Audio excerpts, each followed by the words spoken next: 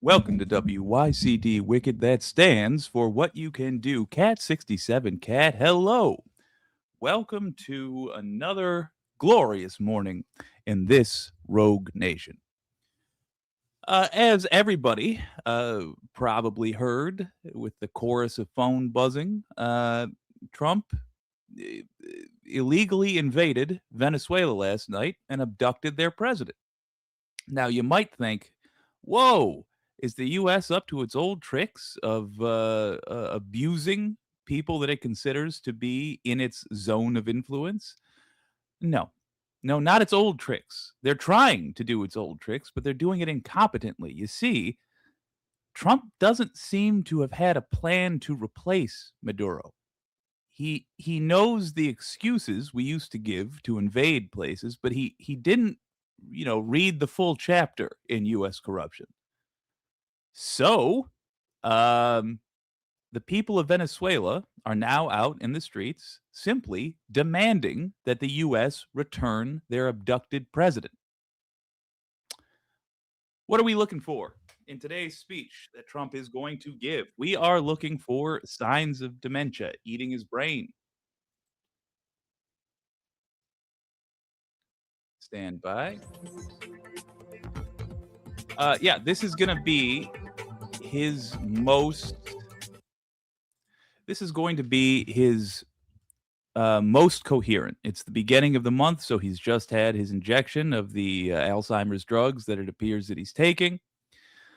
Uh, he just invaded a country, and it's early in the morning, so he's not sundowning yet. He was on Fox News earlier bragging about this, chuckling about it. Yeah, everything does suck, except the U.S. has been doing this for years. After the Cold War ended, so should have all of our excuses for invading folks. But we kept doing it. We did it again in the 90s. We did it again in the early 2000s with the Gulf War, and then with the infinite war on terror. Actually, ended up being 20 years. And so we shouldn't have been surprised to see, for example, Russia doing this. Israel never stopped doing it with the help of the U.S. Yeah, this has always been happening, and it's just being done incompetently now. That's all. It's just being done incompetently. So good. We're going to be looking for Trump to stumble. If he can't keep it together during this speech, that is, I know we're all thinking about the war. This is related, and it's something not most folks are going to be talking about. If he can't keep it together during this speech, you have a sense of the maximum amount he is able to keep it together. In addition, we should listen for him dropping the sort of hints he tends to do, where he accidentally gives away the whole game. Like, for example, uh, he's doing this to thieve from Venezuela. He wants their oil. He's basically going to be holding the president of Venezuela and the guy's wife. The wife didn't do anything, by the way. He's going to be holding two. Neither did the president of Venezuela. It was a peaceful nation. So he's going to be holding these folks hostage. Get ready for that. Now, he's probably going to reveal that in the speech because he's an idiot. So that's one of the things we'll be listening for. We're going to be listening for him outright stating that this is supposed to distract us from the fact that he is now the world's most famous diddler. His presence is all over the Epstein files, both in redacted form and not. So look for him to spill the beans on that. But look, at the end of the day, he effed up. And he effed up because the UN is either going to side with decency or prove itself useless. And I got to say, the rest of the world is now, as of Trump's second inauguration, they are now looking for a new world order. They're now looking to anywhere other than the United States for peace, for sanity, for leadership.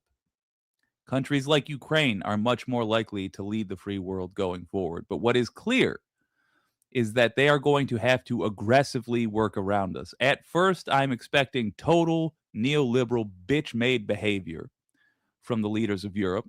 I expect them to hint, but not outright say, that there will be some sort of consequences for Trump, that they are looking very hard at the facts.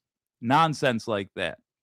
Look, if you are in an ally of the country, if you are in a country that is an ally of the United States, you have a moral obligation now. Because if you're an ally of the United States, you are so on the pretext that you're on the side of the good guys. That's what we tell the world, that we're the good guys. Clearly, we're not. We are a murderous, thieving, rogue state. Trump broke the law last night, yet again. But he put us in a. He let me say this: he didn't put us in war because he can't decide that we're at war. But he absolutely might have provoked a war. He attacked another country with our stuff.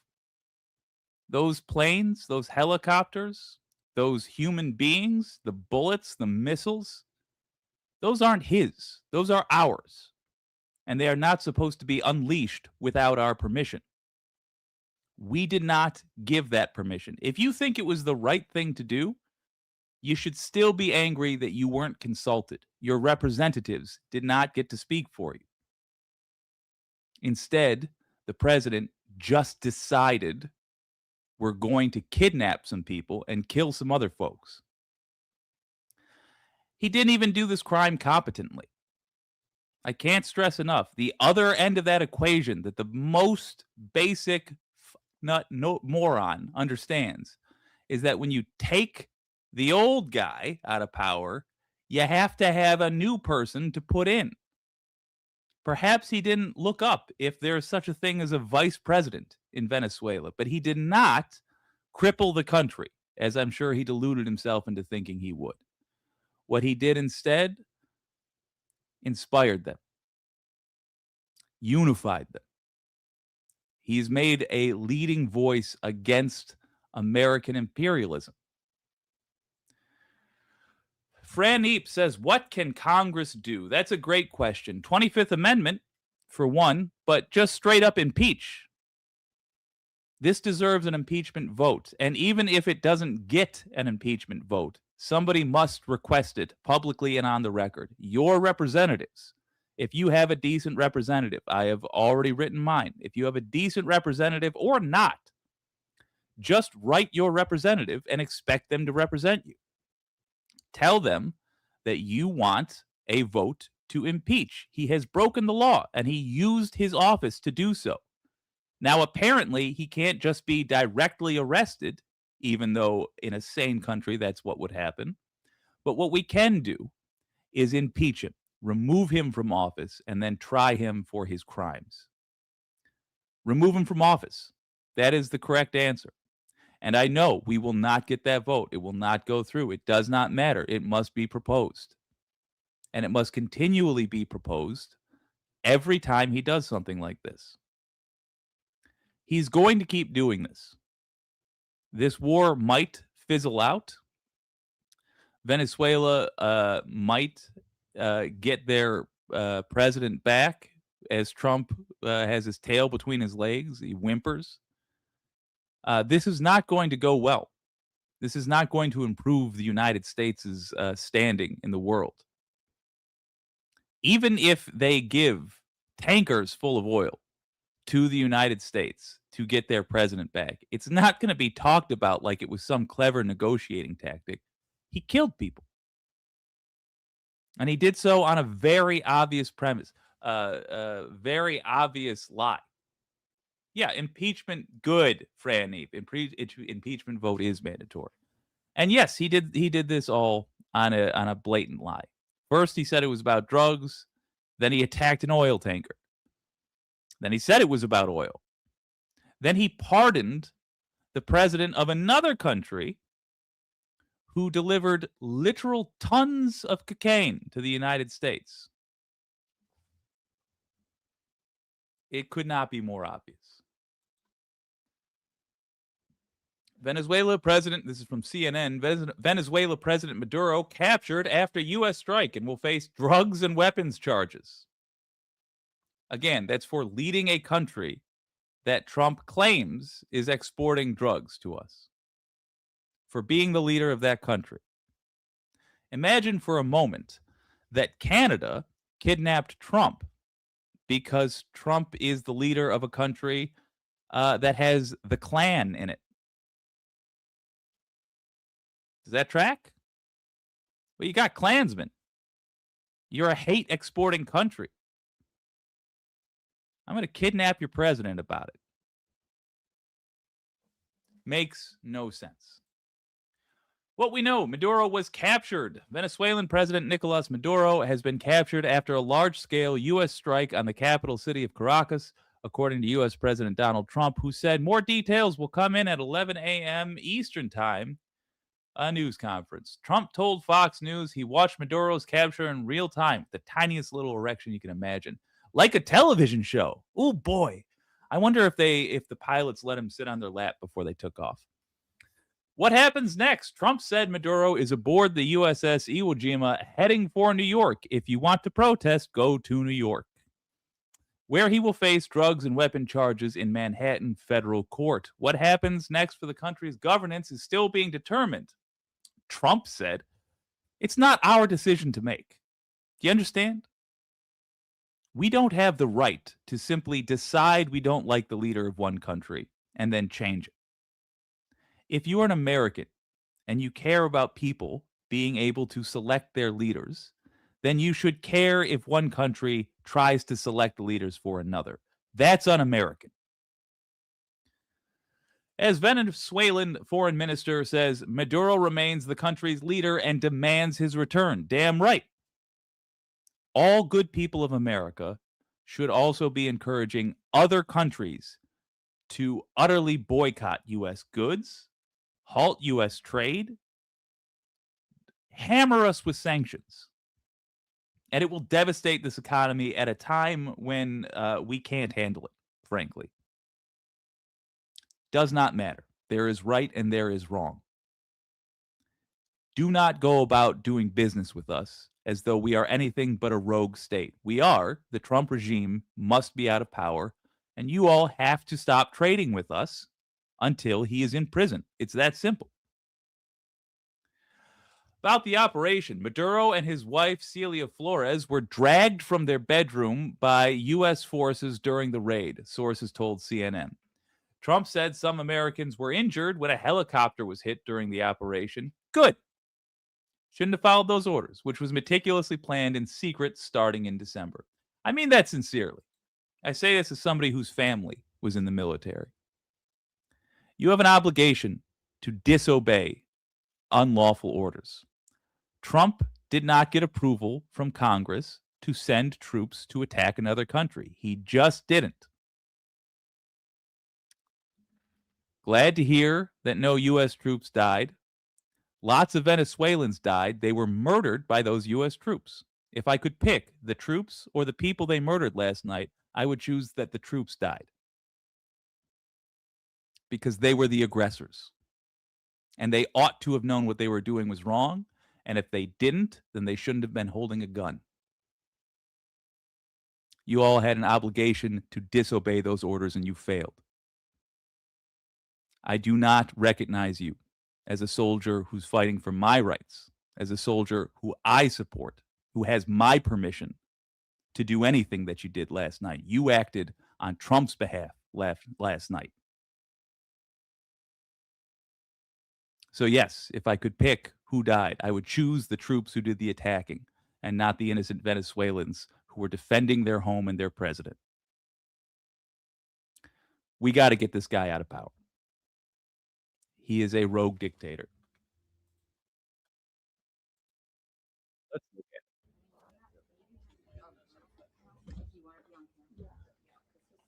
it. Yeah, please, Canada, after Trump and make him face trials like Nuremberg. Absolutely. Honestly, any world leaders, if you can get this disgusting neck having spray tan little bitch, get him.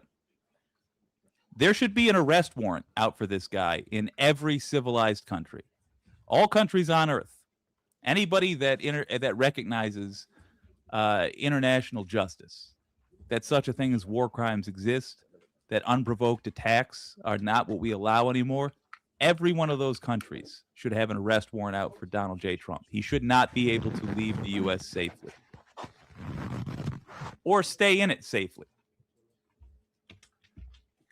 I expect Modi to do nothing. Yeah, Modi is he's so much smarter than Trump, but he is a far-right nut job, too. Yeah. Those officers have obeyed an unlawful order and in the face of the Constitution. So we as a country should keep allowing poison to flow into our wait, let me read that again. So we as a country should keep allowing poison to flow into our borders, killing thousands of citizens. Pause. I don't know why you think it must be one or the other. Either we attack a country unprovoked or we enforce drug laws. These are nonsensical things. And if you think that these two things are either or, it's because you've been listening to folks who are straight up lying. None of what he has done is going to have an effect on the drug trade. He's not attacking the people that are responsible for the drug trade. The president did not say, ooh, go send cocaine to America. By the way, he's talking about fentanyl. My guy, fentanyl does not come from Venezuela, and Trump has admitted that. It's the same thing as 2003. We didn't get the people who did 9/11 until the Republican was out of office and we had a competent Democrat in office to go get bin Laden. What we did get was 10,000 dead U.S. soldiers, 7,000 dead U.S. contractors, and an unknown amount of dead, innocent civilians who had nothing to do with 9/11. This is the same thing. It is a watery, obvious excuse to attack another country. Make cartels bolder and stronger. What cartels? Yeah, you are making the cartels bolder and stronger by attacking the government of Venezuela. Did you ever have a family member? Yes, I've had many family members. Attacking a sovereign nation is just disgusting. Yes, it is. It's illegal also. It's illegal internationally to attack a nation unprovoked like this. I mean, his attacks already were, but this is a whole new can of worms. He actually went after the president and got him. Yeah, it's illegal. But I'll tell you, they're live on Fox right now. Okay. I mean, it's been illegal this whole time. All of these attacks were supposed to require congressional approval. And here's the thing. Even that waste of flesh that was commenting earlier, even if that person wants to go to war with Venezuela, they've fallen for all the nonsense that we've been fed, and they want to go to war. They're willing to let somebody else go. Obviously, that person isn't in the military. They're not going to do the fighting. But they want to murder Venezuelans. It should still be your decision. Do you understand? Even if you're so vile that you want to attack a country that did not harm us, you should still have the decision. You shouldn't be celebrating just because the decision that was taken away from you went the way you would have wanted it to go. By the way, you have the votes, theoretically. You control Congress. You control the Senate. If war with Venezuela was justified, then they should have to present to you the evidence, and you tell your representatives how you want them to vote, and then you vote. And that is how, as a nation, as a civilized nation, we decide whether or not we're going to war. Now, that's not a matter of debate, by the way. I'm not saying that, well, that's an interesting opinion, and no, that's a fact. That is what is in the laws. That is how we justify giving trillions to the U.S. military machine, because theoretically we control it, you and me, not just some jackass. So yes, this is a massive overreach. And yes, this is a betrayal of what he ran on. He keeps demanding peace prizes. For what? He's a warmonger. He's a murderer. Who knows how many times over last night alone? Murderer. He must spend the rest of his life in prison for basically everything he's done on any given year of his life leading up till now, and especially for what he did last night. Right, so you're still in there for the walk-up? Yeah. And then I'm gonna push in. Donald Trump is the worst president we've ever had, both in terms of intentions and overall competence. But he's also apparently what America needed in order to realize what a wretch we had become. This is the most on-the-nose, obvious, open and shut example of a time to remove a president from office. Nobody who fails to vote or in some way put into motion his removal from office is worth your time. So we already know Republicans, basically a useless group of people. That if you want to tell who definitely the criminals are, just look for the R next to their name. Those are criminals in office. Okay. Most Democrats too, but if you want to know for sure, make sure they're Republican and you'll know you're looking at a criminal. But amongst Democrats, it's not enough for them just to sneer in the press. If you catch your representative, a Democrat, saying this was bad, saying this was improper, but not doing anything to try to get him out of office, not demanding a vote, not protesting, Peter, how do you feel about not using their time to say, by the way, Trump must be removed from office, schedule the vote for impeachment tomorrow. They're not worth campaigning for. They're not worth donating to. They are to be primaried. I don't care if we have to run a full, exhausting primary campaign for 95% of Democrats. I don't care. As of this moment, you are either part of the solution or we are going to throw you the f out of office. We have no use for the pussies of the past. Cat67 Cat. I've been out of the political loop for a while. My heart couldn't handle the devastation going on in our country. Of course, I look up now. That idiot has performed an act of war. Yeah, you know what? You haven't missed much. You've missed a ton of things, but not much. It's the same thing every damn day. Trump does a new transgression that was previously unthinkable. We talk about how evil it is, and then nobody does anything. And don't wait for that lone gunman on the rooftop to make this whole conversation go away. That's the worst case scenario for us. That is not what we want. We have to face this as a people. We have to put this man in a courtroom and say officially that what he did was either legal or not. And I think pretty obviously it's not. I hope the progressives step up. Yeah, I hope we throw out Democrats. I'm not interested in Republican politicians at the moment. Yes, I want to work with them on some things. I want to work with Republican voters, certainly, to primary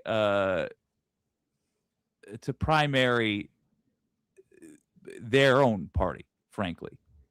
Because even if we disagree on whether or not apparently brown people are allowed to live, I think we're going to arrive at the same conclusions if we approach things from an economic standpoint. But this is something altogether removed from that. This is the fundamental question of what it means to be an American. Do we have control over our military or not? That's it. That's the question. I don't care if you think we should have invaded Venezuela. We should have voted on it. We should have had our opinion taken into account. Again, it's like he stole our car and killed somebody with it. That was not his to take. It was not his right to launch that military operation. Every soldier that was involved should see the brig. Because across the board, that was an illegal invasion. That was a patently illegal invasion. Congress did not declare war. It is our right. Congress is us, folks. Congress is us speaking on a county by county level. That's the whole no taxation without representation thing. That taxation includes the funding for the military. Decisions on whether or not we would even be allowed to have the things we have were made based on the assumption that it would be under your control, under my control, under all of our control as Americans. Last night, Trump took our best killers out for a joyride. He made up a bunch of frankly obvious to see through allegations against Venezuela. He accused them of being shippers of drugs that they do not ship to us. The last time he learned anything about the Americas, he was watching Scarface. That's all he understands of any of this.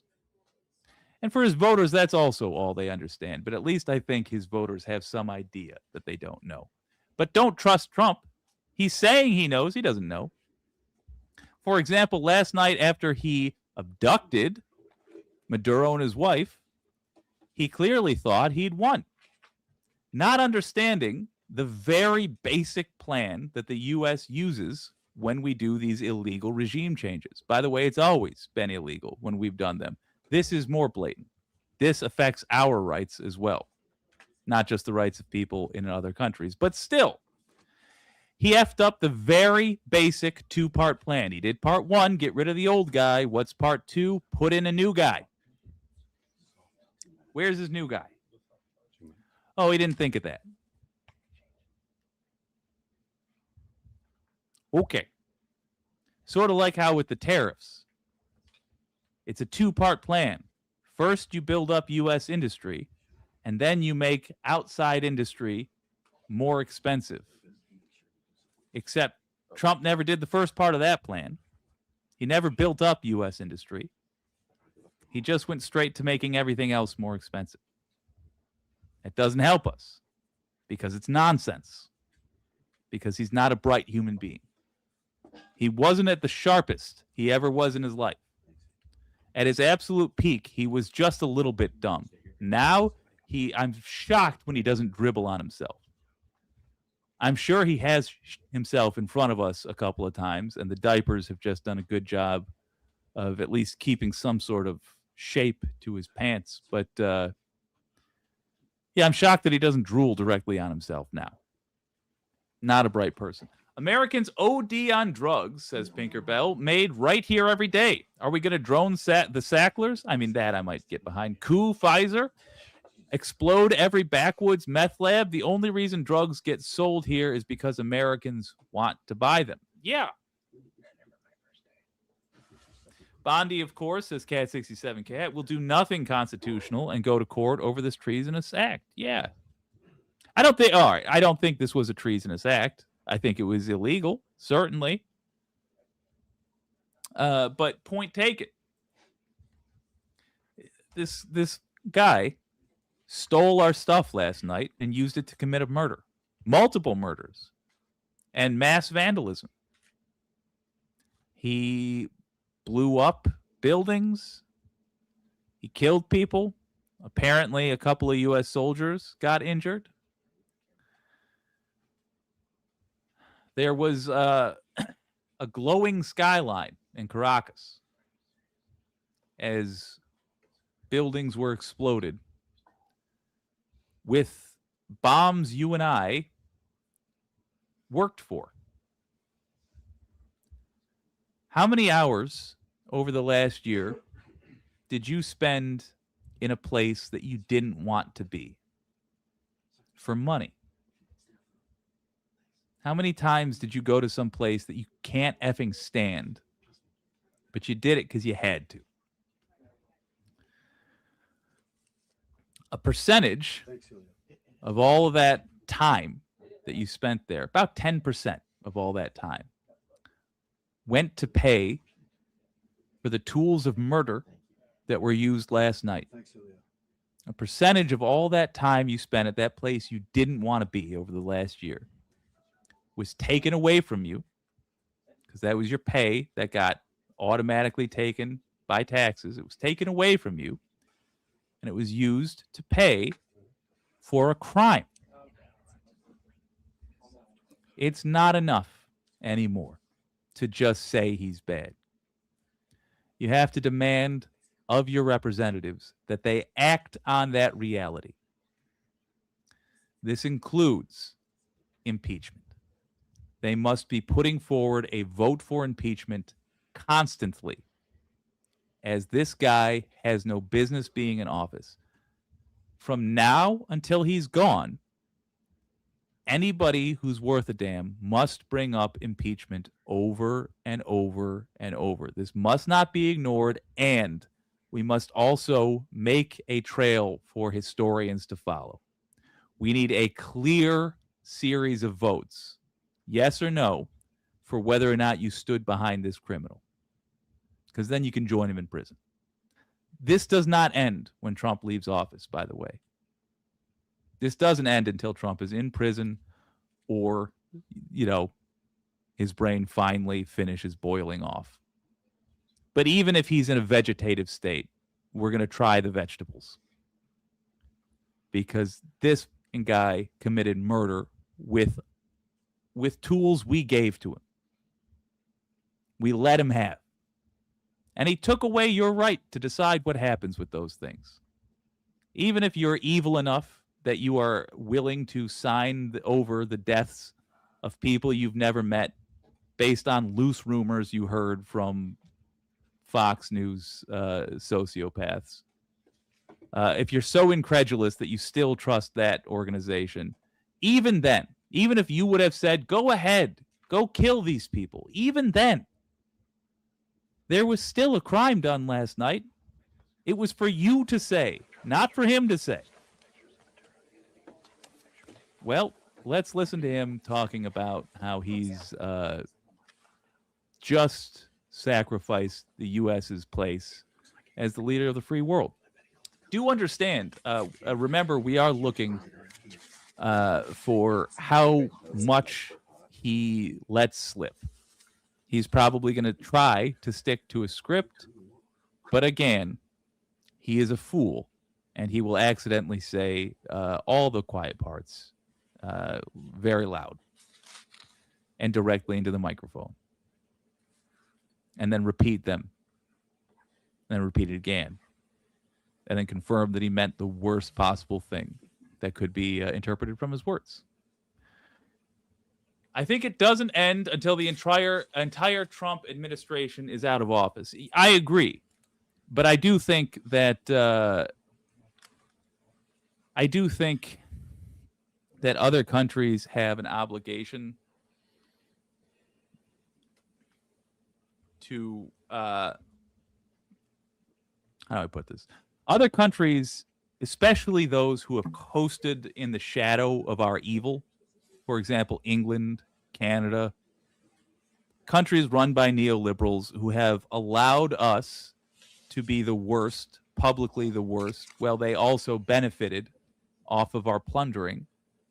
Those countries have an obligation at this point to acknowledge that we are not the good guys, to acknowledge that we are not honest players, because who could possibly negotiate with us now? We were just negotiating with Maduro, and we used the time we were negotiating with him to get intel on him so we could kidnap the guy. Who could honestly negotiate with us or our allies now? So what all these countries must do is strict sanctions on the U.S. until Trump is out of power, because Trump is in power.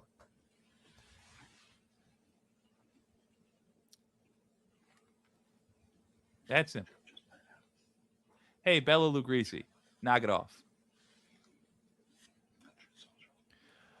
It's like anything goes now once they manage to suppress the outrage at Gaza. That's what they think. Yeah. No, that's absolutely accurate. And it's all connected. Same thing with Ukraine. Russia kept on existing. We eventually loosened up sanctions. We did not give them, we did not give Ukraine the full U.S. military might, which we should have. We should have let them have any instruments of death they wanted aside from the nukes, because we promised these people that we would defend them. But even more than that, we are deciding whether or not this is a planet where big countries are allowed to pick on little countries. If might makes right. We've been pretending like it isn't, but it very clearly is. The big countries aren't going to fight each other, the cowards. They're not going to get into a serious conflict, but they will, with their overwhelming technological might, slaughter countries that have not dedicated themselves to traumatizing the rest of the planet. So yeah, it's all related. Every time we accept this in one place, we guarantee it in another. But very public consequences for the poster child of imperialism could change that. If a country like England were to suddenly stop trade with the United States over this, that would mean a lot. If Canada were to stop trade with the United States over this, Mexico, if everybody around the world were to actually impose consequences on the United States, let's say until Maduro is returned, a full halt of all trade with the United States until Maduro is returned, because that was an illegal operation. That's going to change how the whole planet operates for the rest of history. Right now, it operates under fear of what the United States will do. And not just the United States, but other countries with, let's say, loose morals. But the U.S. is, essentially a rabid badger. It's an unpredictable, bizarre thing. And clearly not in our control. Because before this moment, you might have been able to say, well, look, the American people control the U.S. military at the end of the day, and they won't get fooled again. They got tricked into the Iraq War, and then that became the 20-year war on terror. They got tricked there, but they've been very clear. They've been very clear that they don't want that again. But it doesn't matter. Doesn't matter if the president can just say, nah, we're going to go to war anyway.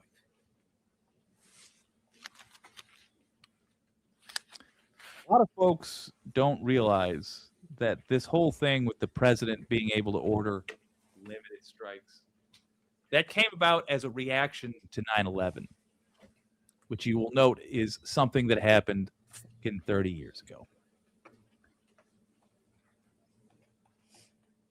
We got scared in the early 2000s. And so we gave up a lot of our power as people for security. What I'll tell you, though, that was cultural. What we never did is put into laws the idea that the president can attack a peaceful country, a country that has not attacked us. If we are going to war, it must be with the permission of the people. Otherwise, You're not going to fan. I will, but not right. otherwise we're not even a country. We're just the peasants that watch what our betters do. It will be better, Natchkit. It will be. In the shot. The momentum of 2025 won't stop all the way, won't go away all at once.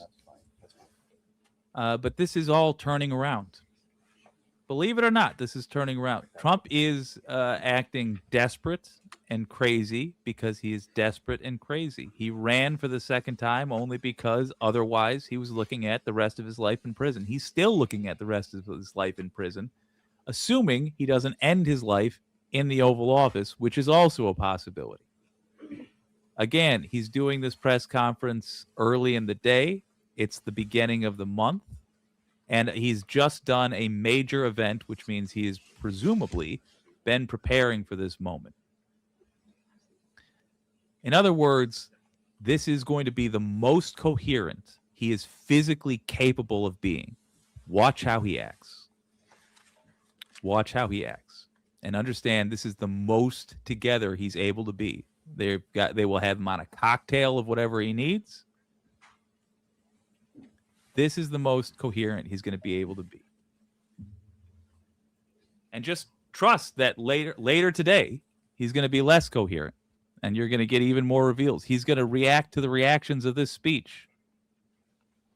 Tonight, he's going to, in the middle of the morning, at a time when decent folks will be asleep, he's going to unleash a screed on social media that will make it even more clear what his motivations were and are. Talk to your leaders. The U.S.'s time as the leader of the world has ended. That must be recognized. Because you don't want to follow this. This is madness. This is just chaos. I hope he shits himself or something, says Natchkit. I'm confident that he shits himself at least as often as not when we're seeing him on camera. I mean, the diapers are pretty obvious by this point. Hey, on a somewhat related note, we are on Hexith Whiskey Watch. That's right. It's the Pete Hegseth It's the Pete Hegseth Whiskey Watch. You see, this was a late night operation. You understand? So the Secretary of War probably had to be present and sober. Then today, that was an all-night thing. Then this morning, there's interviews. And that means it has been a full... Oh, my God. It's been like a full 18 hours since he's had a drink in that belly of his. Pete Hegseth hasn't had a swallow of whiskey in 18 hours. Watch out for the shakes. It is a matter of time before we see a drunken Pete Hegseth appear publicly. He's not a man who's built for pressure. He's an indoor dog. He's a little house doggy, and he's just got a whiff of the outside, and he's terrified. He is not built for this. He's certainly not able to make a random Venezuelan invasion seem like anything other than the outright murder it was. In other words, this is all a lot of pressure. This is all a lot of pressure for a well-known drunk. And his life is not built around, doing this or that, making America better. His life is built around when he can next be drunk. So we're on Pete Hegseth Whiskey Watch. When is the next drink Pete Hegseth is going to have? He had that operation all night last night. Got a big thing going on this morning. We're at 18 hours and counting. Ooh, how long can he go without a swallow of whiskey? Cute, you think he wouldn't show up to the bombing party already drunk? I mean, maybe. Maybe. We are in for a rough 3 years at this rate. We are at this rate. Yes, we are. Elaine Sharp, I saw a post earlier saying that if Trump gets impeached for treason, that would remove his administration also. Is this true? I don't think so. But treason's got nothing to do with this. I'm not sure what you would call this. But it's not. Treason involves betraying the country. And you could make an argument that it's a betrayal to steal our military, but treason's more of it's just a word that's thrown around without any consciousness of its actual meaning. And I would hesitate to associate it with this act because I don't think legally that's what this falls under. Doesn't mean this is not a crime. This is a dire crime. This is the sort of crime that you spend the rest of your life in prison for doing. Doesn't matter if you're 20 or 80. This is a we never let you free again crime.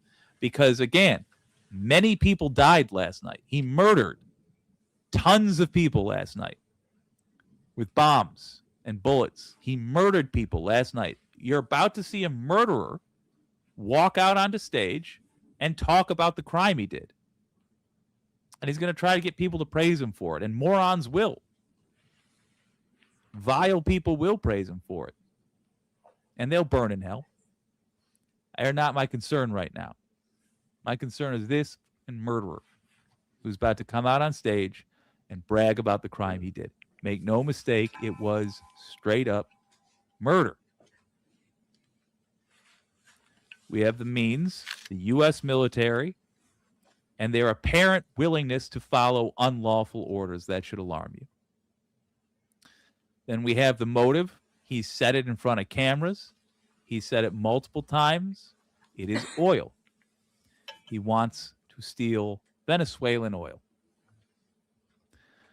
Opportunity, any old time. We have the most well-funded military in the world. That is not a brag. That is a failure of the American people to have any sort of education about what we were funding. That was a horrible abdication of our duty as citizens. Means, motive, and opportunity. He had them all, and he's going to go confess. That's what this is for. His confession is right here. Kidnapping and murder. That's what he did last night.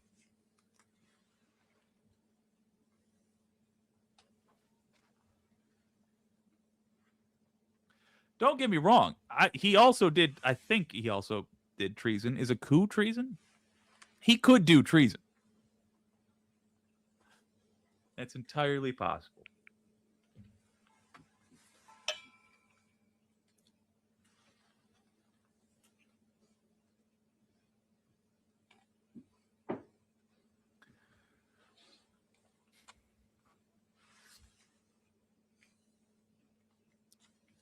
I'm pulling up footage.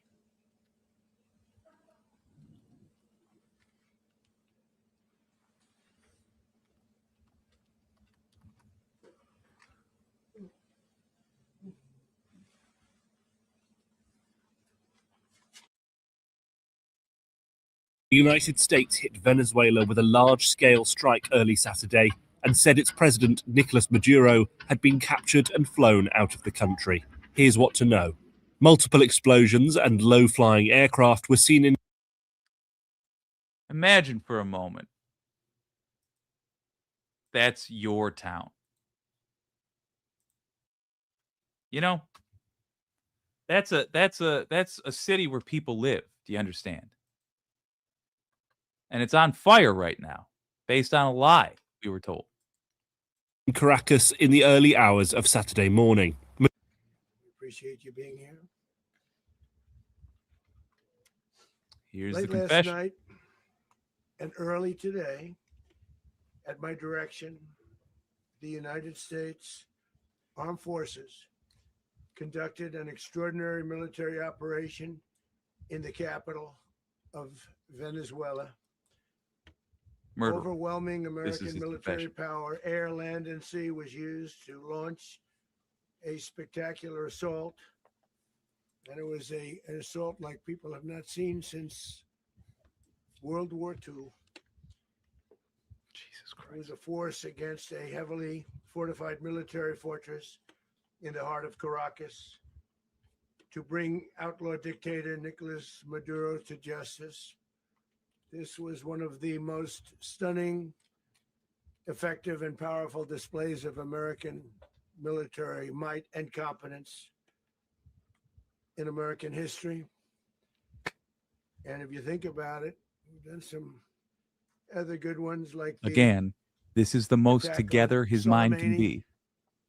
Morning. Just the had his shots. attack on Just did a al-Baghdadi, major operation. and the obliteration and decimation of the Iran nuclear sites just recently in an operation known as Midnight Hammer, all perfectly executed and done. No nation in the world could achieve what America achieved yesterday, or frankly, in just a short period of time. All Venezuelan military capacities were rendered powerless as the men and women of our military working with U.S. law enforcement successfully Bear in captured mind, they have Maduro not in the dead fought of us. night. It was They've just been attacked by us. dark. The lights of Caracas were largely turned off due to a certain expertise that we have. It was dark and it was deadly, Not supposed to say that. but captured along with Not his supposed wife, to let them know we can do that. Celia Flores, both of whom now face American justice. Maduro and Flores have been indicted in the Southern District of New York, Jay Clayton, for their campaign of deadly narco-terrorism against the United States and its citizens. I want to thank the men and women of our military who achieved such an extraordinary success overnight with breathtaking speed, power, precision, and competence. You rarely see anything like it. You've seen some raids in this country that didn't go so well. They were an embarrassment. If you look back to Afghanistan, or if you look back to the Jimmy Carter days, they were different days. We're Jesus. a respected country again, like maybe like never before. These highly Why does he trained keep saying warriors like never operating before? in collaboration with U.S. law enforcement caught them in a very ready position. They were waiting for us. They knew we had many ships out. Caught them in a at ready sea. position. So you gave away that you were Knew attacking. We were coming. Okay. So they were in a ready, what's called a ready position. But they were completely overwhelmed and I have no very idea. quickly incapacitated. If you would have seen what I saw last night, you would have been very impressed. I'm not sure that you'll ever get to see it, but it was an incredible thing to see. Not a I was single really American impressive. You service can't look, member but I was really killed, cool. and not a single piece of American equipment was lost. We What had about many helicopters, lives? many planes, many people involved in that fight? But think of that, not one piece of military equipment was lost, not one service member was, more importantly, killed. The United States military is the Okay. I strongest assume that means they and were most wounded, though. fearsome military on the planet by far. With 'Cause he lies capabilities and habitually. skills our enemies can scarcely begin to imagine. We have the best equipment anywhere in the world. There's no equipment like what we have, and you see that That's even if you just look at the boats. horrifyingly we've true. knocked out 97% of the drugs more, coming please. in by sea. 90%. Each boat kills 25, on average, 25,000 people. We knock out 97%. And those drugs mostly come from a place called Venezuela. We're going to run the He's country just until such straight up time making up these numbers. as we can do a safe, proper, and judicious transition. So we don't want to be involved with having somebody else get in, and we have the same situation that we had for the last long. Yeah, he's talking about a 100 transition years. of power. They So we didn't are install going to run somebody. the country until such time as we can do a safe, proper, and judicious transition, and it has to be years. So we are going to run the country. Holy crap.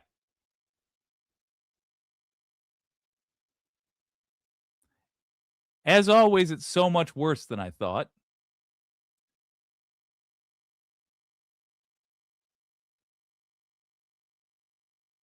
He thinks we're going to take over a country. He thinks we're going to take over Venezuela. He said we are going to run the country until we find somebody that we can put in as a puppet. The rest of the world must respond. All trade with the U.S. has to be shut down till this guy's out of power. This is a threat to the whole planet, gang. This is legitimately how world wars start. Until such time as we can do a safe, proper, and judicious transition. And it Yeah, we has to should do a be safe, proper, and judicious, judicious transition of 'cause his that's ass what to we're all prison. about. We want peace, liberty, and justice for the great people of Venezuela. And You that bombed an includes awful many lot from for peace. Venezuela that are now living in the United States and want to go back to their country. It's their homeland. We can't take a chance that somebody else takes over Venezuela that doesn't have the good of the Venezuelan people in mind. Had decades of that. We're not going to let that happen. The vice president of Venezuela is We're currently there in power. now, and what people don't understand, but they understand as I say this, we're there now, but we're going to stay until such time Apparently as she is the in Russia. proper transition can take place. So we're going to stay until Making such alliances. time as we're going to run it essentially. Until Delcy such time as a Rodriguez, proper transition. just so you know, she came out already this morning, like hours before this, like 4 or 5 hours before this. Delcy Rodriguez came out and made it clear that, number one, they didn't take out the power structure of Venezuela. They abducted the president and his wife. Sure, they did that crime. They killed a lot of top officials. They did those crimes, those murders. They killed a lot of the people defending those officials. They killed a lot of civilians that happened to be around those officials. They did all those murders. But it's like if you tried to undo power in the U.S. with a couple of bombs overnight. You would cause a lot of horror, but no, there's a chain of command. And just like the U.S., Venezuela has a system of a president and vice president. Their vice president, Delcy Rodriguez, is currently running the country. So what he's telling you here is we're going to go to war with Venezuela. Bear in mind, he doesn't have the ability to declare war. That's for Congress. It's not the president's right. It is our right, not his. Can take place. As everyone knows, the oil business in Venezuela has been a bust, a total bust for a long period of time. A bust? Why do we They want were it so pumping bad? almost nothing by comparison to what they could have been pumping and what could have taken place. He better not. We're going literally to can't have afford it. our very large United States oil companies, the biggest anywhere in the world, go in, spend billions of dollars, fix the badly broken infrastructure, the oil infrastructure, and start making money for the country. And he's telling you why he's doing it. It is for the oil. He's doing it in an organized way. Again, worse than I thought. I thought he would let it slip accidentally. No, he's saying it straight out. Yeah, exactly. It's always worse than I think. He's not even accidentally letting it slip. He's just saying it. We're going to go take their oil. This is illegal. He has committed murder. Now he is talking about going to war, straight up warring with this country until we take over. I don't know what. And then I guess the Capitol building, maybe? Yeah. I don't know what he's defining as a win, but then stealing their oil. This is a crime. And we are He's got to go. And ready the world to has stage got a to do a second trade and much embargo with larger us. attack if Economic sanctions we need across to do the so. board. So we This were can't be prepared allowed. to do a second wave. He's whispering, if- by the way. We needed to do so. We actually assumed that a second wave would be necessary, but now it's probably not. So, as I just said, that whole second wave thing, that's the war part. And he's saying it's probably not necessary. I don't know where he's getting that information from because I looked at footage from Venezuela this morning and they are behaving exactly the way Americans would behave if this happened. They aren't looking to make peace with us. They're looking to get their president back. And they're not going to let it go after they get him back, by the way. We've made an enemy now.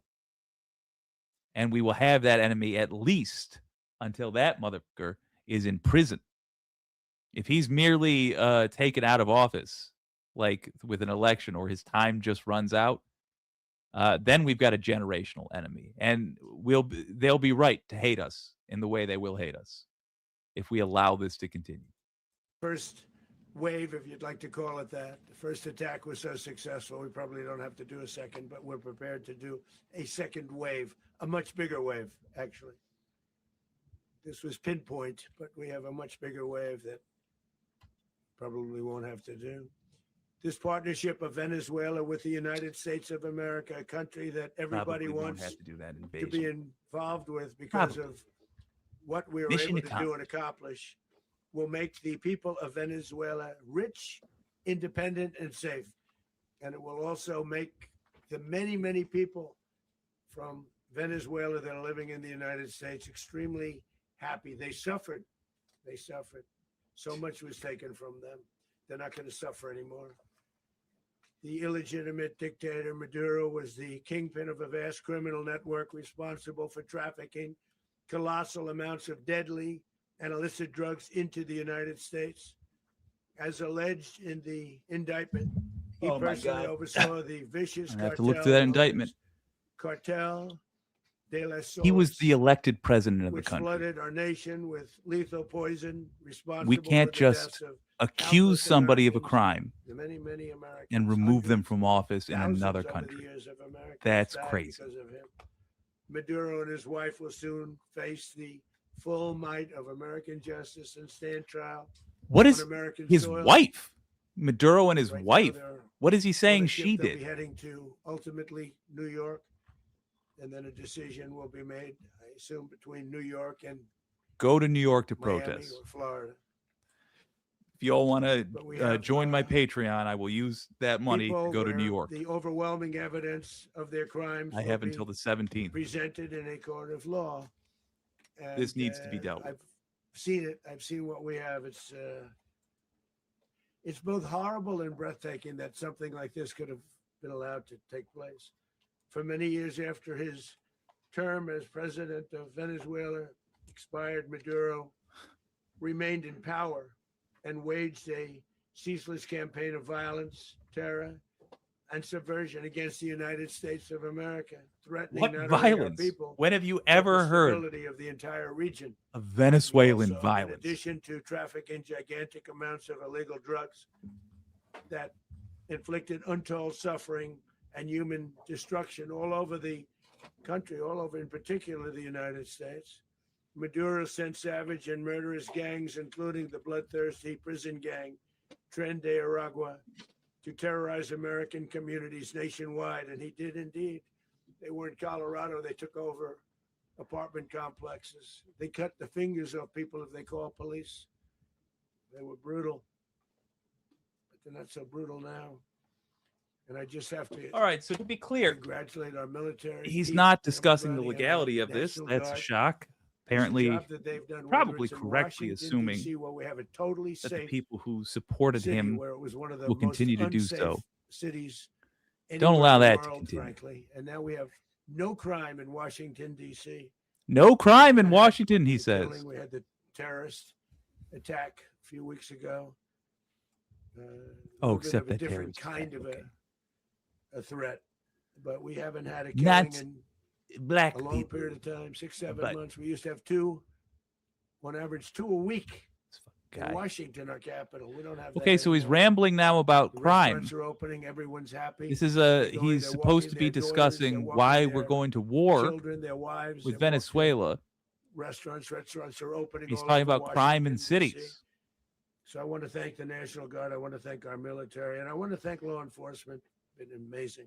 What does law And we enforcement should have to it do with this more shit? Cities. We're doing it, as you know. That was a military action. We're doing it in Memphis, Tennessee, right now, and crime is down.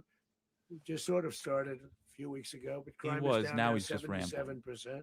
Cat says, so is Trump And, reading the words of uh, Stephen Miller? The He governor was, of literally. Louisiana called. Great. Now person. he's just rambling. And he wanted us to help him, as you know, in a certain very nice part of Louisiana. And we have done that. And it was a rough Again, this is the most section, on the and ball we have he's capable crime of down. being. I understand physically, it's down to almost nothing chemically. already after 2.5 weeks. New Orleans, it's down to almost nothing. Why are we talking We've about only New been there Orleans for on this 2.5 press weeks. conference Can't imagine why about governors an wouldn't want invasion us of to another help. country? Oh, hey, there's We Stephen also Miller. helped, as you know, in The Nazi in Chicago, chief. and crime went down a little Oh, bit Pete there. It was a very Hegseth, Booze small Watch. help because How much had are we no- swaying? I think he's no, stiff as a board. I think he's okay. We had no working Ooh, but ability you with the know, after government. The this, a government little was a drinky disaster, and the drinky's mayor was a disaster, but coming for we knocked out there, Hegseth. but we're pulling out of there when they need us. Ooh, We'll know. You'll know. Pete, You'll be writing here's the about it. whiskey calling. And likewise, Pete, Los here's Angeles, the where whiskey we saved calling. Los Angeles early on, where the head of the police department made a statement that if the federal government didn't come in, we would have lost Los Angeles. That's Again, long after lost the Los fires. Angeles. What the fuck is he That's why they had talking the about? riots He in is Los Angeles. rambling Anyway, Joe now got no credit for it whatsoever. in a press So it doesn't conference matter. We don't need the credit. about attacking another And we'll be country pulling out when they need without us, so congressional we'll go back authorization. If we have to, we'll go back.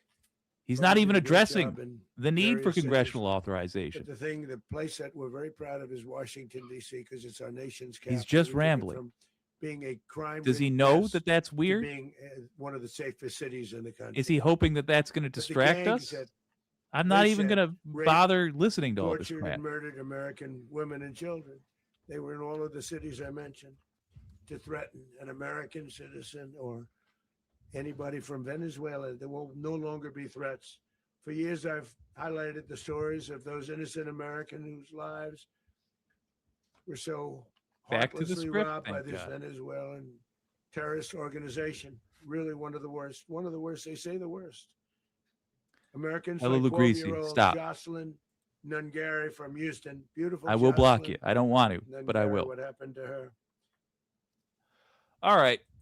They, as you know, they kidnapped, I'm putting you in a assaulted, and timeout, murdered Bella. by Tren de Aragua animals. They murdered Jocelyn and I can't imagine left her dead what under the America will bridge. look There was a like bridge, after 3 more years of this. a bridge that will never be the same to so many people after seeing Me what either. happened.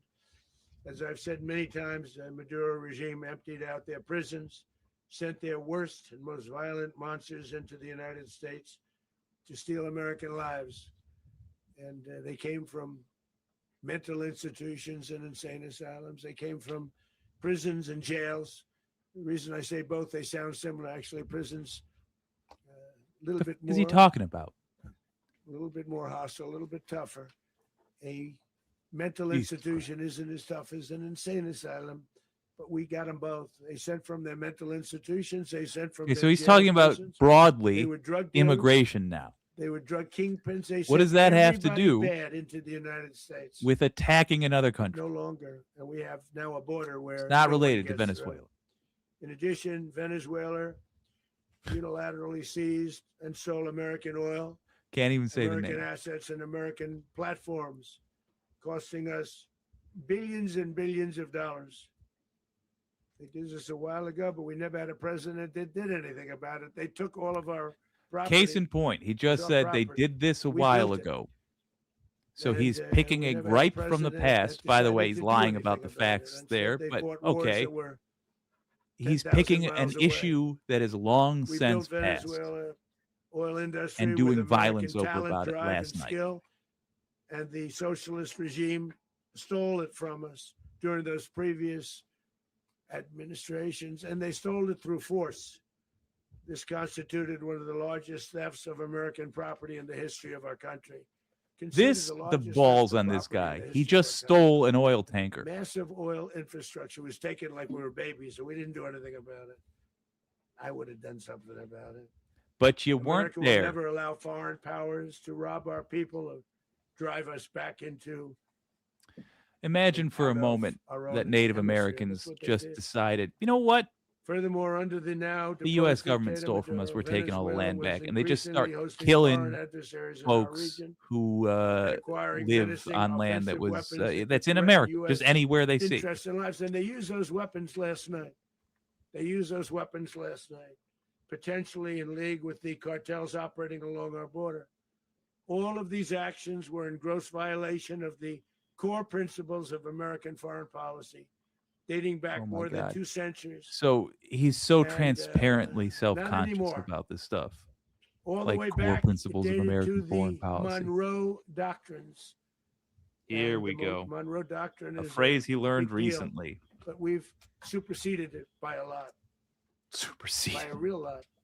Monroe They Doctrine. now call it the Dunroe document. I don't know. Oh my God. It's Monroe Doctrine is the immoral but legal justification, at least that's what we say, legal justification for the U.S. Bullying countries that are kind of near it. And it comes from the Cold War, where we said we were afraid that commies would put nuclear missiles on these countries if we didn't have control over them. It's immoral. under And the he's Trump expanding. administration. It's one of the greatest shames We are in U.S. reasserting history. American power in a very powerful way in our home region. And our home region is very different than it was Can't even make it till just a noon. short while ago. without The future melting. will be, and we did this in my first term. We had great Can't stay on dominance in our track. first term, and He's got we have, tangential thinking. far greater dominance Classic right now. Alzheimer's symptom. Everyone's He's coming going back off at us. ranting about The cities when he's future will supposed to be be talking about determined by war. the ability to Rubio, who he's fallen protect asleep next to commerce, multiple times, territory, and not just after he's resources that come are off in a core bathroom. to national security. Rubio's sitting there These are wondering what the core f- is to he talking about. our national security. Just like tariffs are, they've made our country rich, and they've made our national Yeah, security strong. You guys have been stronger than ever infected by the before. same thing we have. But these are the iron There's laws a that have right-wing, always determined global power. Mostly online, And, but a we're going to right-wing keep it that way. media We will secure clan our borders. We will stop the terrorists. We will that crash needs to the be dealt with. cartels, and we will defend our citizens against all threats, foreign and domestic. Other presidents may have lacked the courage or whatever to defend Morality America, is the word he's looking for. but I will never allow terrorists and criminals to operate with impunity. He's not defending against the United America. He is States. stealing oil. And This by the way, when extremely he steals that successful oil, operation you should don't get serve as money. warning to anyone who would Billionaires, threaten often American foreign sovereignty or billionaires endanger American lives. who own oil companies, get Very money. importantly, You don't the get money. embargo on all Venezuelan oil remains in full effect. The American armada remains poised in position, and the United States retains all military options until United States demands have been fully met and fully satisfied. All political and military options until our figures in demands are met. Venezuela should We're going to understand use violence what until you happened to do as we Maduro say. can happen to them, and it will happen to them if they aren't just, fair, fully satisfied. He's twisting his shoulder like he does when he's uncomfortable because he's basically a little boy. You know, he's got the posture, mannerisms, reasoning, and evil childlike morality of a boy. But listen to what he's saying, because he's threatening the country of Venezuela right now. And at the very end, he remembers that he has to try to sound like he's a good person. Listen to this punk. All political and military figures in Venezuela should understand what happened to Maduro can happen to them, and it will happen to them if they aren't just, fair, even to their people. The dictator and terrorist, Maduro, is finally gone in Venezuela. People are free. They're free again. No, they were free. Today, they're out in the streets demanding that you return their president. Even the people that didn't like their president, even the people that didn't like Maduro, are out there saying, fuck Donald Trump and the United States of America that he rode in on. That guy. Again, let me stress, you just heard my president threaten all the leaders in Venezuela. By the way, this morning, he was just, I'm sure, informed that they never got around to doing the second part of the crucial two-part plan. But you just listened to Trump threaten all leaders in Venezuela. Hey, you just saw what happened to the last guy. We just kidnapped him and killed a bunch of people around him. It's going to happen to you too if you don't do what we say. World, I'm going to echo 2003. You are either against us or you're with us. Right now, I'm talking to you, England. I'm talking to you, Canada. I'm talking to you, Norway, France, every country that is our pal and stands by us no matter what. You have an opportunity here to peacefully but firmly be against us. And I recommend you take it. I recommend selfishly for myself so that my country will stop being a rogue nation, but also for you. Because if you're not against us in this moment, the rest of the world will say, nah, you were with them. You were part of this. And the way we're behaving is not sustainable. The way we're behaving inevitably leads to a world war basically between us, Russia, and China. Has to. If we divide up the world into thirds, those thirds touch and the fight begins. And we're willing to use other countries as pawns. You see, right now you're seeing stage one. Stage one is we accept violence for the weaker countries. Stage two is proxy wars. If we can let weaker countries take violence from us, let's just fight a whole war with them. Let's let them kill each other. And then proxy wars escalate and get scary. And then you get yourself a world war. If you are not against us in the next week, the people who take over in the place that we were as leaders of the world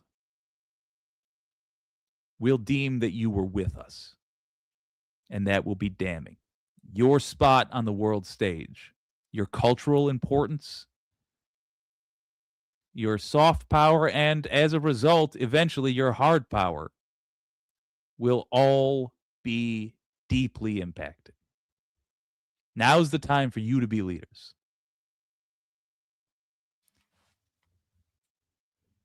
We need harsh economic sanctions against the United States until Maduro is returned. A long time for them, but they're free. America is a safer nation. This morning, I'm just going to let them lie it's for a a few prouder minutes. nation this morning Let 'em because lie to it you. didn't allow this horrible person and this country that was doing very bad things to us. It didn't allow it to happen. And the Western Hemisphere is right now a much safer place to be. So I want to thank everybody for being here. I want to thank General Raisin King. Nah, do it. Fantastic man. Do it. I've worked with a lot of generals. It's not helping I us worked with some I didn't like. I to worked give with us some I didn't respect. I worked with some to that stand weren't with us good, when we act like this. but this guy is I appreciate fantastic. the I sympathy, watched last but night one of the most precise. we need to be attacks stopped. I'm trying to stop sovereignty. us from I mean, within. was, It doesn't. an attack We need to for pull from both justice. ends. This has And to I'm very stop. proud of him, and I'm very So, proud of as our your Secretary of friend, War. I'm asking you He to help thanks me by being a everyone little that harsh has to the say a few U.S. words. Thank you very much. And thank you. Mr. President, can you explain how the U.S. will run Whoa, Venezuela? Whiskey Pete. Well, thank you, Mr. President. Finally, a commander in chief the world respects and the American people deserve. And as the president said, words can barely capture the bravery and the power and the precision of this historic operation. A massive joint military and law enforcement raid flawlessly executed by the greatest Americans With our only a country couple has American to offer. injuries. American warriors are second to none, the best in the world and the Not best accurate. of our country. What all of us I hope witnessed not last accurate, night was that last sheer part. guts and grit, gallantry. God, glory what? of the No, American I got to interrupt this pug. The modern American soldier is not guts and grit and gallantry. That was sheer firepower.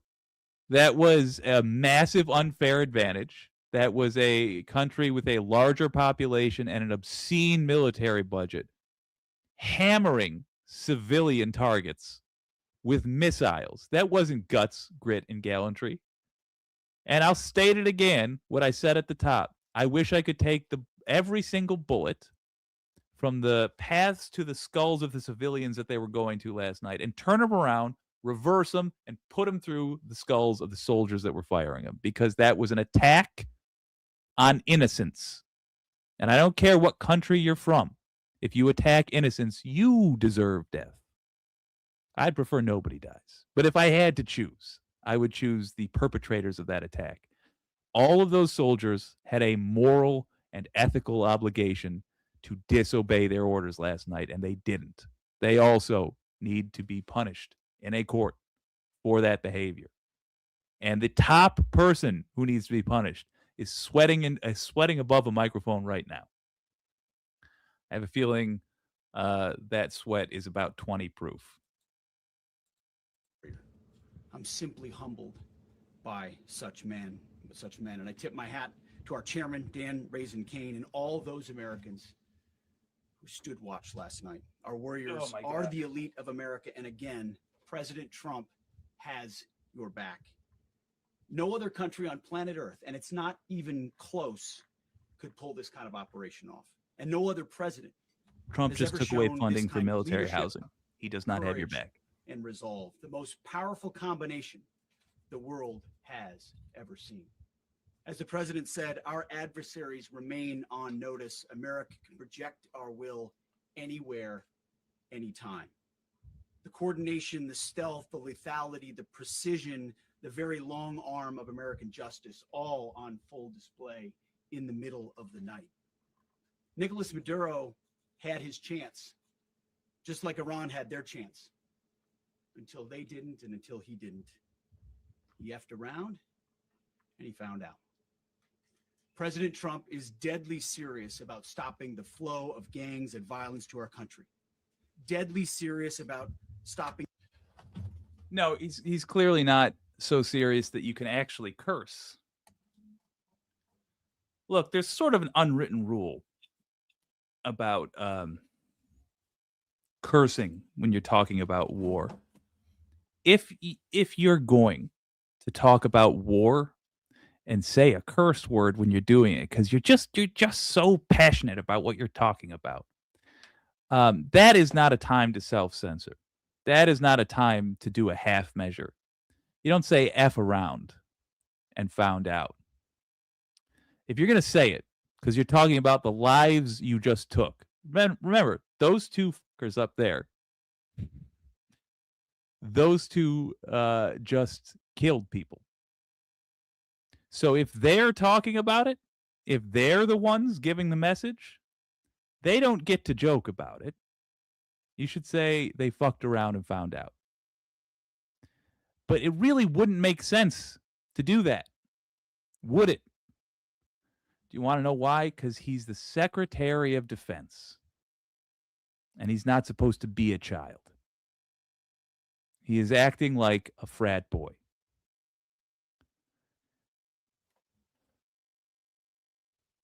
Also worth noting, he's threatening the whole world. And this is transparent. Hey, if you're an American that supports this stuff,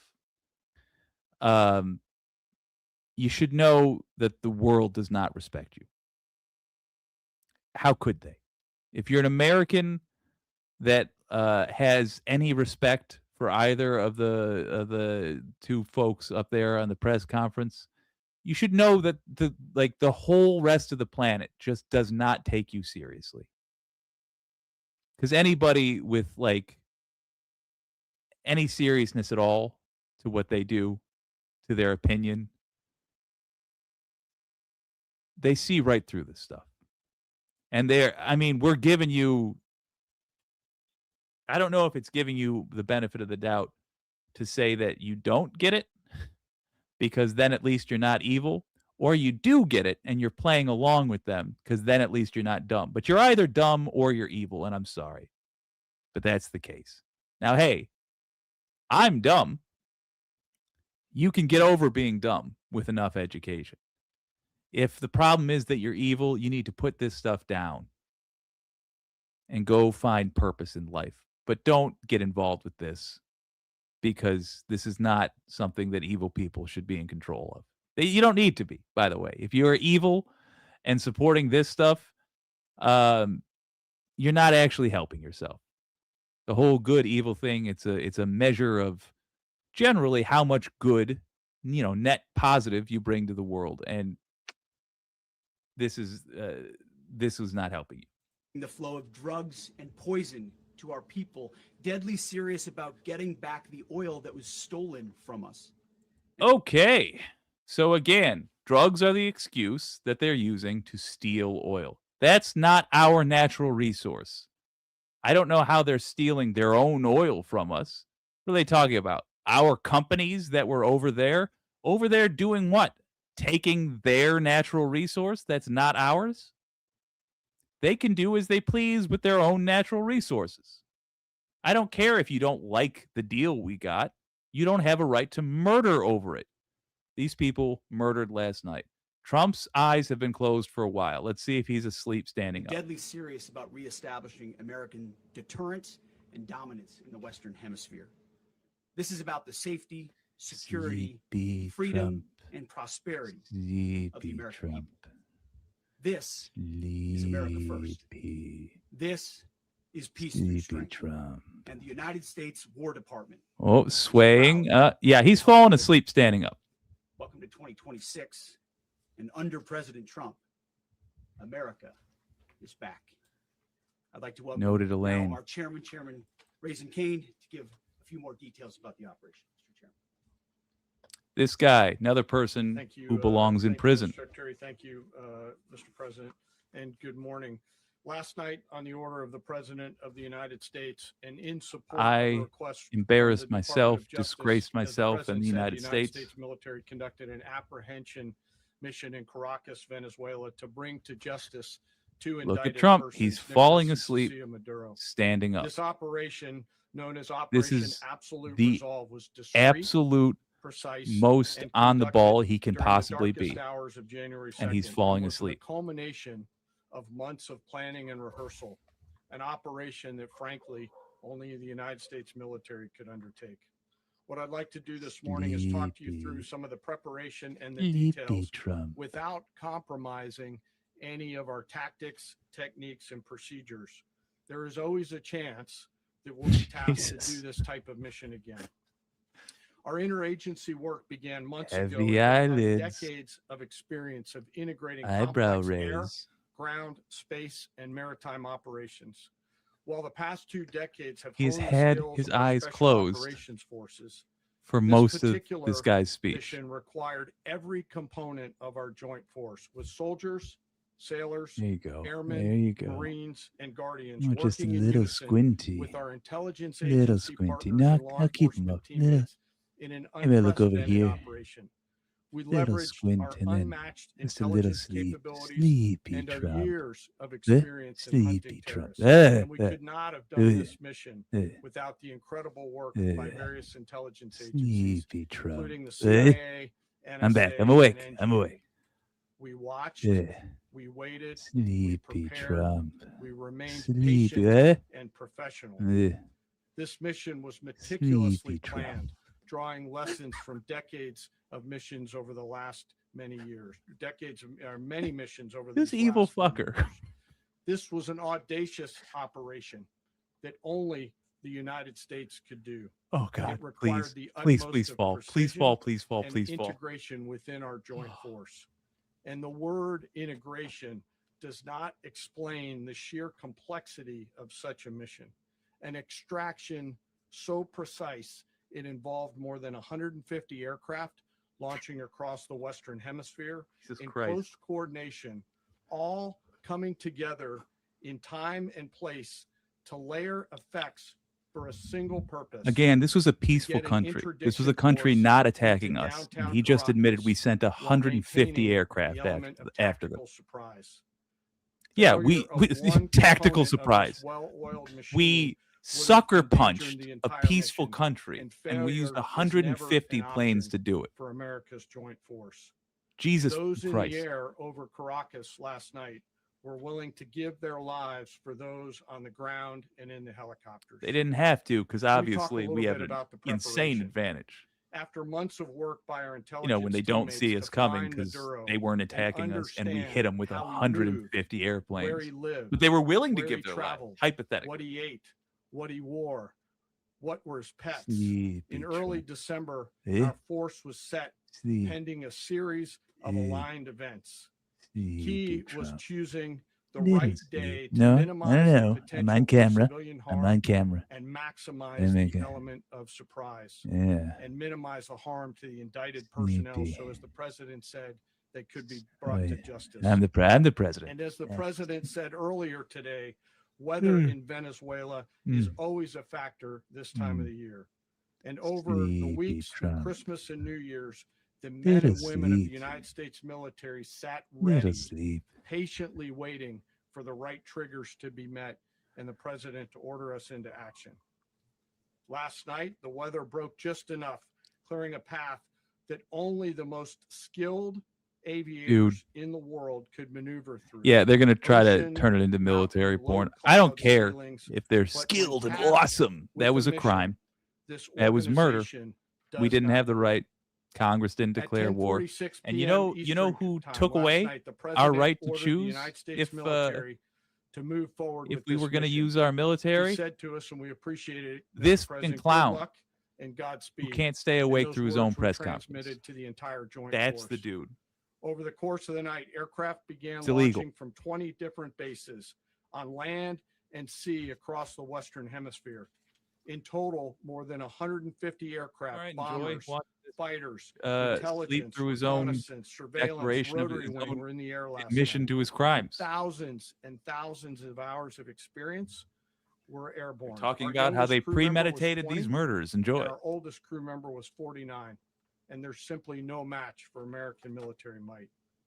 As the night began, the helicopters took off with the extraction force, which included law enforcement officers, and began their flight into Venezuela at 100 feet above the water. As they approached Venezuelan shores, the United States began layering different effects provided by Spacecom, Cybercom, and other members of the interagency to create a pathway. Overhead, those forces were protected by aircraft from the United States Marines, the United States Navy, the United States Air Force, and the Air National Guard. The force included F-22s, F-35s, F-18s, EA-18s, E-2s, B-1 bombers, and other support aircraft, as well as numerous remotely piloted drones. As the force began to approach Caracas, the Joint Air Component began dismantling and disabling the air defense systems in Venezuela, employing weapons to ensure the safe passage of the helicopters into the target area. The goal of our air component was, and always will be to protect the helicopters and the ground force and get them to the target and get them home. As the force crossed the last point of high terrain where they'd been hiding in the clutter, we assessed that we had maintained totally the element of surprise. As the helicopter force ingressed towards the objective at low level, we arrived at Maduro's compound at 1:01 a.m. Eastern Standard Time, or 2:01 a.m. Caracas local time, and the apprehension force descended into Maduro's compound and moved with speed, precision, and discipline towards their objective, and isolated the area to ensure the safety and security of the ground force while apprehending the His indicted compound. persons. On arrival into the target area, the Yeah, helicopters Elaine. came under fire, and they Good point. complied with that fire with Send the overwhelming Mounties. force and self-defense. One of Apparently our you can aircraft just was send hit, but remained flyable. And as the president your said local earlier police today, wherever you all want. of our aircraft came home, and that aircraft remained flyable during the rest of the mission. Did you As note, the though, operation unfolded at the compound, our air and ground keeps intelligence calling it a teams compound? provided real-time updates to the ground force, Not the governor's ensuring those mansion, forces not the could presidential safely palace, navigate not the complex whatever, environment without unnecessary risk. not the head of The the force seat of remained government of Venezuela, the protected by overhead compound. tactical aviation. Because these are barbarians. They're Maduro brown, and you his see. wife, both indicted, They speak gave up Spanish. and were taken into custody by the Department of Justice, assisted Just by our admitted he incredible kidnapped the US guy's military wife. with professionalism and precision. What did the wife have to do with this? no loss I'm sure of they're US drumming up life. charges. After securing the Being married indicted to persons, somebody the force whose began to name prep was for departure. at the top of the list of Helicopters leadership. were called in to exfiltrate the And extraction whose force, oil we want. while fighter aircraft Fucking and liars, remotely all of piloted them. aircraft provided overhead coverage and suppressive fire. This There were dude multiple has to go to self-defense prison for this. engagements Everybody as the on force stage, began to Rubio, withdraw Trump, out of Venezuela. whoever the this The general force is. successfully Prison. exfiltrated and returned to their afloat launch bases, and the force was over the water at 3:29 a.m. Eastern Standard Time with indicted persons on board. And both Maduro and his wife were embarked aboard the USS Iwo Jima. In closing, what we've witnessed today is a powerful demonstration of America's joint force. We think, we develop, we train, we rehearse, we debrief, we rehearse again and again, not to get it right, but to ensure that we cannot get it wrong. Our jobs are to integrate combat power so when the order comes, we can deliver Yeah, overwhelming they're talking about force how they did at this the murder, time and the place this kidnapping of and our murder. choosing against any foe They want us to be proud of anywhere them. in the world. We were I so am effective when we immensely proud illegally today invaded this of our country, joint killed a force bunch of people, and filled with stole the gratitude president to and his represent wife, them here today. There is simply and took them no back to our mission country to hold too them hostage. difficult for these incredible professionals and the It was families awesome that the way stand we by pulled them off and support them. that murder. As we stand here this morning, our forces remain in the region at a high state of readiness, prepared to project Pull 'em out. power, defend themselves. Whole world, you and must our react. interests in React the the same region. way you did with Russia. This What did you do when operation Russia did is a this? testament to the dedication. and Remember when Russia was unwavering saying, "We commitment to think, justice and our we resolve to think we hold have accountable suspicions that those Ukraine who threaten doesn't peace like and us, stability. and so we're In going to take over closing, the country." I want to express my heartfelt No proof. gratitude We just to the think. brave men and women who executed this mission. Their courage and tireless Oh no, commitment to no! our Don't nation thank the are brave what men and makes women. us First of all, strong. they weren't brave. Thank you, Mr. They had a Secretary. Thank you, massive Mr. advantage President. in a surprise attack, or what was supposed to be a surprise attack. Well, I don't have much to add to what you've heard now. They weren't other than the brave. They were following murderers. points. They are Nicolas Maduro was indicted in accomplices. 2020 in the United States. He is not the legitimate president of Venezuela. That's not just us saying it. The first Trump administration, the Biden administration, the second Trump administration. It's not for us to decide. He's not Not our recognized by the country. European We don't Union get and to multiple decide. Countries around the world. He is a fugitive of American justice with a $50 million Nope. reward, which I guess we saved $50 million. And We should make sure. yeah, exactly. But Don't let anybody claim it. Nobody deserves it but us. But I want to be clear Jesus, about one this thing. guy. Nicolas Maduro had multiple opportunities to avoid this. That's He was Marco provided Rubio. He multiple was very, once very, thought to very be, generous offers. one of He the chose young instead to guns, act like a thought to coward. be He the chose instead to leaders play around. of the And the inevitable results are what we leaders saw of the tonight. Republican Party. Oh, was The that other wrong? message here is the following: you have a guy, like many people, He around the turned world out that to like be play games. You a have little guy bitch boy. who decides he's going to invite Iran into his country. Is going And to now use he's the confiscation an of accomplice in a American oil. crime He's for gonna which he flood will our country with probably go to alien prison. He's young He enough is going to that take American our citizens and try generation to is hold going to them catch up with hostage him. and trade them like he was He's able of to my do with the Biden generation. There's administration. Basically likes to the- play games all the time. I will Thinks not nothing's allow gonna him happen. to walk free And for the I rest hope of his what life. people now understand is that we have a I guy, and 47 everybody from the else United in my States, general he's age not a game range player. we're When going he to tells put you that he's guy in going to prison. do something, when tells you he's going to address a problem, Because right he now, the means only it. thing He protecting him actions it. I can tell is you, I've watched falling this process asleep now on the for job. 14, 15 years, been around it. Everybody talks. I'm going to do this. I'm going to do that. When I get there, we're going to do this. We're going to take. This is a president of action. Like, I don't understand yet how they haven't figured this out. And now, if you don't know, now you know. Because this is the way it's going to play out. And I think Little people need to Marco. understand that this is not a president that just talks and does letters and press conferences. And, you know, if he says he's serious about something, he means it. And this is something that was a direct threat to the national interest of the United States. And the president addressed No, it it. wasn't. There's a president of peace. They by the were way. a I told peaceful you what I just said country. earlier. We This did guy not had need to multiple attack them. opportunities to find his way somewhere else and figure out another. He could have been living somewhere else right now, very happy, but instead he wanted to play big boy. And so now, you know, he's got other sets of problems on his hands. And Oh, but yeah. I think the message here should be for the Tinkerbell, world. if this The is how he president's is gotta out in go out and front meet of the with people, camera, big he fights must with. be He's not- totally Generally liquefied wants off to get along camera. with Yeah. everybody. We'll talk and meet with anybody, but don't play games. I mean, what happens when he Don't play falls games with this asleep president while in somebody's office, talking because to it's him not in gonna the turn Oval out. Office? And so I hope they that clap? I guess Do they that just say, lesson "Well, was learned last looks night, like I and, lost him. and He's we hope it'll asleep. be instructive I'll moving quietly let myself out." Does he ever wake up after a meeting and wonder what Mr. happened to the meeting? Mr. President, You said that You the just US is murdered going to people, run Venezuela. President. So who's in power right now? But we're going to be Vice running President. it with a group, and we're going to make sure it's run properly. We're going to Def- rebuild the a oil group. infrastructure, which will cost billions of dollars. Yeah, before I could pause it, he let the cat out of the bag. So he started with the question was, who's going to run Venezuela? First of all, the correct answer is the person who is currently running Venezuela, the vice president, Delcy Rodriguez. Now, when we try to do what Trump is suggesting that we're going to do, there will be a war about it because Venezuelans will simply not allow us to just walk in, push them over, and take their cookies. He's making enemies right now. We didn't have, before the attacks on their boats, we didn't have beef with Venezuela.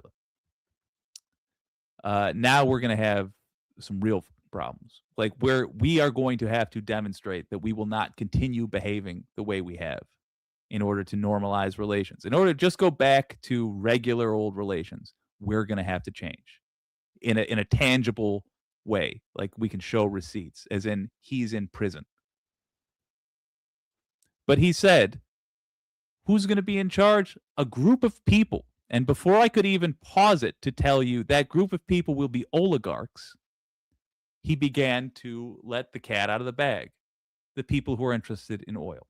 That's who. By the way, not Americans, just oligarchs who operate out of America. That includes Russians. That includes Saudis. That includes a bunch of billionaires and not you.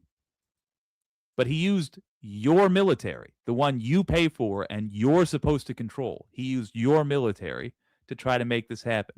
And I can't stress enough, it's not going to happen because Delcy Rodriguez, the vice president, is in charge. And if she wasn't, they have a structure not unlike ours. They would go down the line and they would put a president in charge to fight us. Because right now, Trump is starting an illegal war. He is going to war without permission from us to do so. Congress has not approved this. It'll be paid for by the oil companies directly. They will be reimbursed for what they're doing, but it's going to be paid. So he said the oil companies are going to pay for it directly and then they'll be reimbursed. So in other words, they are going to take the profits from the sale of oil to pay off these oligarchs. They're just going in and thieving. And we're going to get the oil flowing the way it should be. As you know, it was just a minor flow. It was actually a minor flow for what they have. But we're Not gonna do ours it to decide properly. what to We're do gonna make with. sure It is the their people of natural Venezuela are resource, taken not care of. ours. We're going to make sure the people that were forced out of Venezuela by this thug Companies. are also taken care of. Mr. President, Mr. President, does the U.S. running the country mean that U.S. troops will be on the ground? How will that work? Well, you know, they always say boots on the ground. Oh, so we're not afraid of boots on the ground if we have to have. We are, actually. He went out of his way to say there will be no boots on the ground. We had boots on the ground last night at a very high level, actually. We're not afraid of it. We So don't he's mind saying, it, yes, he's going to send your but sons and we wanna daughters make to sure go that the die for a country is run billionaire's properly. We're thieving. not doing this in vain. That's This what is he's not- saying. This is a very dangerous attack. This is an attack that Cadet could have Bone gone very, Spurs very badly. Could have gone very badly. wants his Could've friends lost a lot to of get people last to night. wet their Could've lost beaks. a lot of, So your sons and daughters, they dignity. got to We could've die. Lost a lot of equipment. The equipment is less important, but we could have lost a Come lot. on, didn't you want And we're gonna the make sure that veteran this health is care? proper. We're You don't want to there have to now. live like everybody else, We're ready right? to go again if we have to. We're going to run the That's a brutal country way to right. live, the way It's the gonna average be American run lives. very, No. Just judiciously, very fairly. be maybe It's going to make a lot of money. We're one gonna of the give money to 10,000 the that dies people. this We're gonna time. reimburse people that were taken. We got a advantage million of. soldiers. What are We're the gonna odds take it's going to care be of you that everybody. dies? Probably just going to be Very somebody you important. know, We couldn't whatever. Let them get away with it. You know, they stole our oil. We built that whole. It's their oil.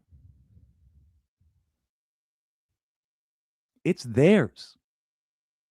It doesn't become our oil just because we want it. He's saying, well, we built infrastructure. Okay, that was a risk we took. Administrations change,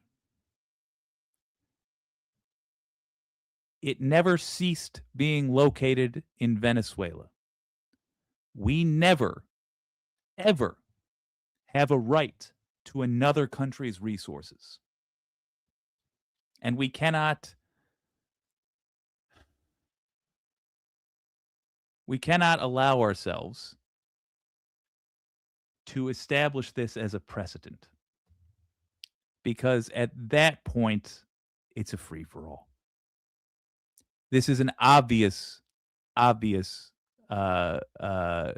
bullshit reason to go to war. Industry there. And they just took it over like we were nothing. And we had a president that decided not to do anything about it. So we did something about it. We're late, but we did something about it. Yeah, please. Mr. President, can you explain the exact mechanism by which you're going to run the country? Are you going to designate a U.S. official to coordinate? It's Can you all just being, it's unpack all that? being done right now. So I can't let it go. When he says we're late, but we're going to do something about it, yeah, he's acknowledging the things he's going to war over now happened years ago. These are settled issues. War was unnecessary. And by the way, this whole need for oil is manufactured. Half our cars should be electric cars by now. But the only reason they're not is because the U.S. is being pinned to the past, pinned to antiquated technology, to technology that is becoming more and more of a liability because of these oil barons. Now he's talking about the mechanisms by which he's going to run the country. Jesus, he doesn't know. He half paid attention during briefings by people that have no idea how any of this stuff works because they are part of his administration and therefore they are incompetent. But let's see, how does he think we're going to run this country, which, by the way, is already being run, and by the way, does have a military, and by the way, we are going to be seeing them real soon, up close and personal, because we're invading their country right now. U.S. service members who are over there, your lives are being put in danger for oligarchs. And by the way, you ought to know, I'm rooting for the other team. Don't go on missions, because I won't be cheering for you to make it out. I'll be cheering for whoever you're trying to shoot. You are in the wrong here. This is an illegal order. Do not follow any of these orders. I don't care if they throw you in the brig. I don't care if they give you a dishonorable discharge. That will be a more honorable thing to have on your record than standard military service. I did what I was told by this obvious crook. We're designating people. You might go to prison over this. Jan 6 folks went to prison. We're going to let you know who those people are. Mr. President, what's the group you mentioned that would run Venezuela? Well, it's largely going to be, for a period of time, the people that are standing right behind me. We're going to be running it. We're going to be bringing it back. Every last it's one a dead, I talk needs to about go a to dead prison. Country. A year and a half ago, we were a dead country. Now we're the hottest country anywhere in the world. Jesus. We're a country doing better than any country anywhere in the world. Could not be And, less it accurate. required China's leadership. killing us. Venezuela has a lot of France bad is killing people in us. there, a lot of bad Actually, England and people that Canada shouldn't be also leading. We're not killing gonna us. take a chance at one of In terms those of how people they've recovered from take over COVID, for yeah. Maduro. Economically, you can look literally, at- in terms and- of their and health. Others. We have fantastic people, including people We're a in the mess. military. So we're going to have a group of people running it until such time as it can be put back on track, make a lot of money for the people, and give people a great way of life, and also reimbursement for people in our country that were forced out of Venezuela. When he says people in our country, be very clear, he's trying to make it seem like he means folks like you and me. But what he actually means is owners of oil companies, not even U.S. citizens. People in our country is not millions of American citizens. It's a handful of oil executives. Rubio would be The epitome of masculinity. You said earlier today that you weren't going to back Machado to come. People in our country that were forced out of Venezuela. Rubio would be. Real man, You said right? earlier today that you weren't going to back Machado to come back and be the opposition leader in your Fox and Friends interview. And then you also mentioned the vice president of Venezuela. Are you going to work with the vice president of Venezuela, or how do you foresee the relationship Well, I going? understand No, was she's just fighting sworn me. in, but she was, as you know, picked by Maduro. So Marco's working on that directly. He just had a conversation with her, and she's essentially willing to do what we think is necessary to make Venezuela I great hope again. not. Very simple. Mr. President, Colombian President Gustavo Petro, a couple weeks ago, he said he's got to watch his ass. And today, he said he's not concerned about anything happening to him in the aftermath of this operation. So, just what your message is Well, about he that. has cocaine mills. He has factories where he makes cocaine. And yeah, I think I stick by my first statement. He's making cocaine. They're sending it into the United States. So Mr. President, he does have to watch his Mr. ass. Mr. President, Did you notify any members of Congress in advance? Marco, do you want to talk about that? Because you were involved. Sure.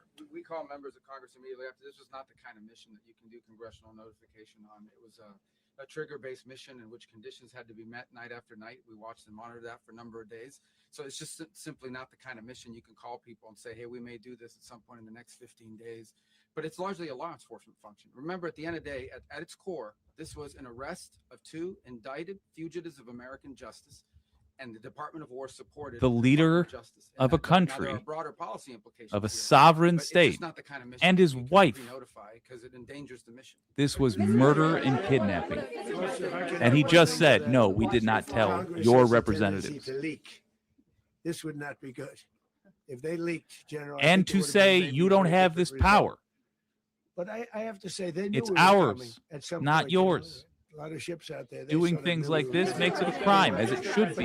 That was murder. Congress will leak, and we don't want leakage. Mr. President, Congress is the one with the authority to do to this. watch this all play out live. What was Maduro doing when the U.S. forces entered what I assume would be his home? And also, was there any point where the U.S. was considering if Maduro pushed back or resisted killing Maduro? It could have happened. It could have happened. He was trying to get into a safe place. You know, the safe place is all steel.